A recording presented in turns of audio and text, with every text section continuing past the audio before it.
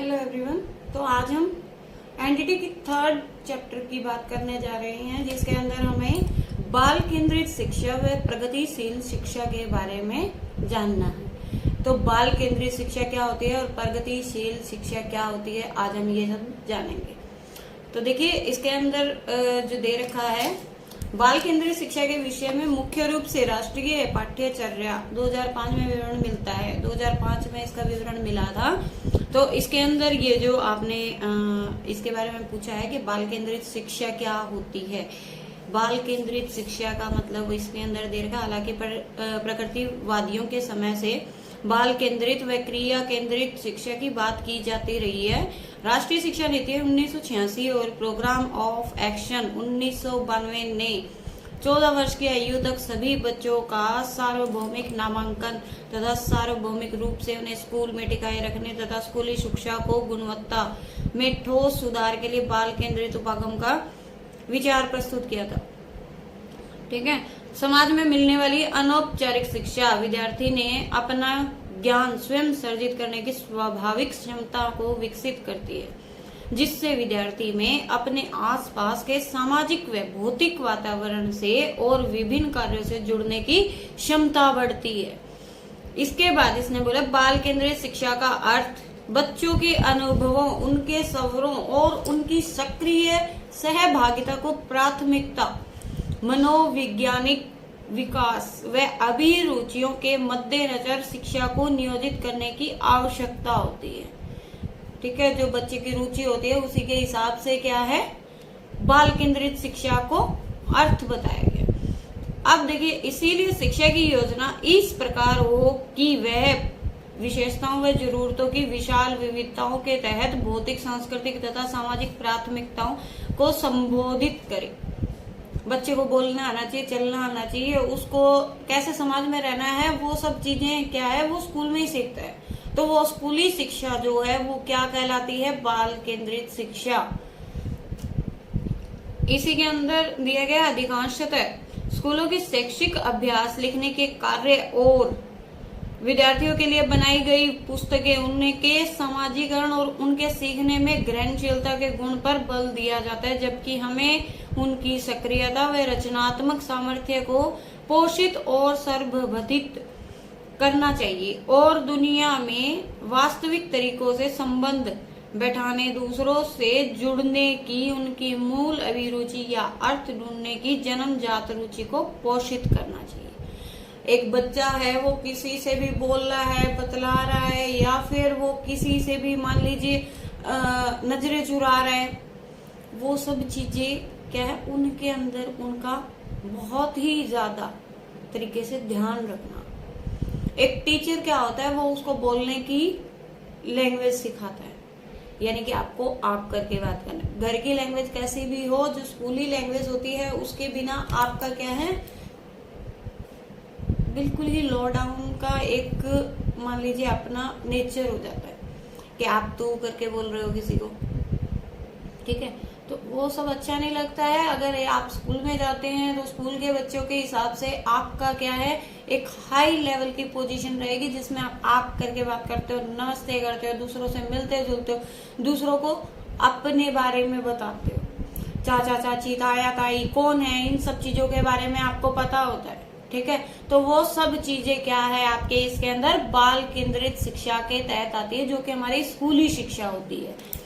अब इसी के अंदर इसने बताया है, इस बाल केंद्रित शिक्षा व प्रगतिशील शिक्षा के उद्देश्य एक जैसे ही है। दोनों की शिक्षा के उद्देश्य तो एक ही हैं। प्रगतिशील शिक्षा संगठन, जिसकी स्थापना स्टैन वुडकोव व अन्य ने की थी, इन्होंने 1919 से 1955 तक शिक्षा में बाल केंद्रित उपागम को प्रोत्साहित करने के लिए कार्य किया। 8 सालों तक प्रगतिशील कार्यक्रमों को चलाकर उनका मूल्यांकन किया था। 8 साल इन्होंने अपना काम चलाया और उस पे काम किया। 1500 छात्रों का 4 साल से भी ज्यादा समय तक परंपरागत विद्यालयों में पढ़ने वाले छात्रों की तुलना की गई और परिणाम स्वरूप वे बेहतर पाए गए। इन्होंने क्या किया, स्कूल के अंदर 10 से 15 बच्चों को बैठाया और उनकी स्कूली शिक्षा स्टार्ट की, ताकि इकट्ठे बच्चे पढ़ पाए। जब बच्चे इकट्ठे पढ़ेंगे तो उनके अंदर क्या है, एक दूसरे को देख के भी नेचर में बहुत ज्यादा फर्क आएगा। तो इसीलिए इन्होंने क्या किया, 1500 से ज्यादा छात्रों को 4 साल तक पढ़ाया और उसके अंदर उनको परिणाम भी बहुत अच्छे मिले। जब मेहनत करोगे तो उसका परिणाम तो अच्छा मिलेगा ही, ठीक है। तो इसी के अंदर इसने बताया प्रगतिशील शिक्षा व बाल केंद्रित शिक्षा की मुख्य विशेषताएं निम्न हैं। करके सीखने पर बल दिया जाता है, खुद करके देखिए। समस्या समाधान व आलोचनात्मक चिंतन पर बल। जब तक बच्चे के पास में कोई क्वेश्चन नहीं होगा ना, तब तक उसका आंसर भी नहीं आएगा। इसीलिए आपको जब भी कुछ भी करना है तो आपको सबसे पहले क्या है, उसकी क्वेरी, यानी कि उसके ऊपर क्वेश्चंस पुट करने होंगे। क्वेश्चन पुट नहीं करोगे तो क्या है, आपके पास में ना आंसर आएगा, ना आपके क्वेश्चन पुट होंगे, ना आपकी कोई क्वेरी होगी और ना ही वो आपको समझ में आएगा। अगला अगला पॉइंट है सामूहिक कार्य व सामाजिक कुशलता पर बल। देखिए, जिस बच्चे का खेल में ध्यान ज्यादा है तो उसका खेल की तरफ ध्यान आकर्षित करना चाहिए, ठीक है। तो ऐसे ही इसने बोला है सामूहिक कार्य, जो भी कार्य होते हैं आपके घर में, परिवार में, ठीक है, उनके अंदर रुचि लेना बच्चे की। और जो सामाजिक कुशलता है, सामाजिक कुशलता का मतलब उसको खुद का एक नेचर है, ठीक है, जो वो बच्चों से या फिर बाहर के लोगों से कैसे बात करता है, उसके अंदर क्या क्या अच्छी नॉलेज है, ठीक है, उसी हिसाब से। सामाजिक दायित्व व प्रजातंत्र के लिए शिक्षा। बालक शिक्षा प्राप्त कर सामाजिक दायित्व की पूर्ति करने योग्य हो, ठीक है। सामाजिक कार्य बहुत सारे होते हैं, हर एक काम जो कि सामाजिक कार्य है, सामाजिक कार्य के अंदर बहुत सारी चीजें आती है। लाइक आप मान लीजिए कि मेरे को कहीं से भी कुछ भी सीखना है, किसी से बात करनी है, किसी को देख के मैं कुछ सीख रहा हूँ, किसी ने मुझे कुछ काम कहा मैं वो कर रहा हूँ, ठीक है। या फिर कुछ भी ऐसी चीज, यानी कि जैसे मैं किसी गरीब की हेल्प कर रहा हूँ, वो भी एक सामाजिक कार्य है। कोई गरीब है, भूखा है, उसको रोटी देना एक सामाजिक कार्य है, ठीक है। किसी के हक के लिए लड़ना भी एक सामाजिक कार्य है। तो ये सब चीजें भी उसके पास में स्कूल से ही आते हैं। जीवन पर्यंत अधिगम व सामाजिक कौशलों पर बल, वही चीजें हैं, ठीक है। अधिगम अनुभव संपूर्ण जीवन प्राप्त होते रहे व सामाजिक कौशलों की शिक्षा पर बल दे। इसके बाद इसने बोला भावी समाज में आवश्यक कुशलता को ध्यान में रखकर विषय वस्तु का चयन। समाज में आवश्यक कुशलता को ध्यान में रखकर विषय वस्तु का चयन कर सके, यानी कि भविष्य में समाज में जिन कौशलों की आवश्यकता है उनको ध्यान में रखकर ही पाठ्य सामग्री को चुने। यानी कि आप समझ ही गए होंगे, अगर मान लीजिए कि अभी बीए की बिल्कुल भी मतलब कोई स्कोप नहीं है और बीकॉम के बहुत ज्यादा स्कोप है, आपको क्या करना चाहिए? आपको बीकॉम करनी चाहिए क्योंकि उसमें स्कोप है, ठीक है। अगर कंपटीशन लेवल नहीं होगा, आप अगर कंपटीशन में खड़े नहीं होंगे तो आप क्या है, भावी समाज में रहने के योग्य नहीं बन पाएंगे। अब सहयोगी अधिगम योजनाएं हो जिन्हें पूर्ण करने में आपसी सहयोग की आवश्यकता हो, यानी कि ग्रुप स्टडी। आप ग्रुप टेस्ट लीजिए, आप एक क्वेश्चन दीजिए जो कि ग्रुप में सभी बच्चे उस चीज को सोल्व करें, तो वो क्या है, एक क्वेश्चन से बहुत सारे क्वेश्चंस निकल कर आएंगे। पाठ्य चर्चा अधिक लचीली व छात्र रुचि के अनुभव। पाठ्यचर्या में लचीलापन व विविधता हो व छात्रों की रुचि के अनुसार। जो भी आप काम देते हो ना, वो बच्चों के अंदर उस चीज की रुचि भी होनी चाहिए। आप पढ़ाए जा रहे हो तो वो पढ़ाने का कोई फायदा नहीं है उसके बाद। लेकिन आपको सबसे पहले क्या करना होता है कि आपको जो पाठ्यक्रम दे रहे हो, यानी कि जो काम आप दे रहे हो, उस बच्चे को समझ में भी आना चाहिए। इसके बाद में खोजपूर्ण विधि से अधिगम। अध्यापक बालकों की खोजपूर्ण विधि से सीखने हेतु प्रेरित करें। क्रिया की प्रधानता। अध्यापक ऐसे अधिगम को प्रेरित करे जिसे बहुविधि क्रियाओं द्वारा अधिकार प्राप्त हो, ठीक है। व्यक्तिक विभिन्नताएं। व्यक्तिक विभिन्नता प्रकृति का स्वाभाविक गुण व देन है।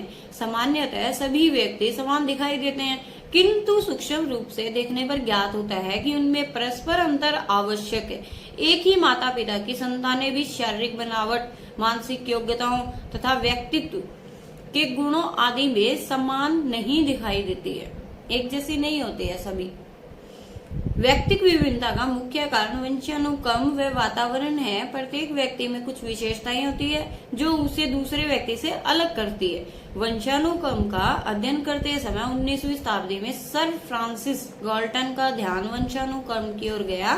20वीं शताब्दी में प्रियसन, कैटेल व रिमेन आदि मनोवैज्ञानिक ने इनका अध्ययन किया। फलस्वरूप व्यक्तिक विभिन्नता को जानकर शिक्षा शास्त्रियों ने शिक्षा की योजना, उपयोगी शिक्षा प्रणालियों व सिद्धांत का निर्माण किया।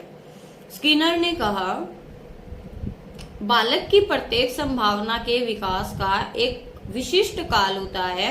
यह विशिष्ट काल व्यक्तिक भेद के अनुसार प्रत्येक में भिन्न भिन्न होता है। यदि उचित समय पर इस संभावना को विकसित करने का प्रयत्न न किया जाए तो उसके नष्ट होने का भय रहता है।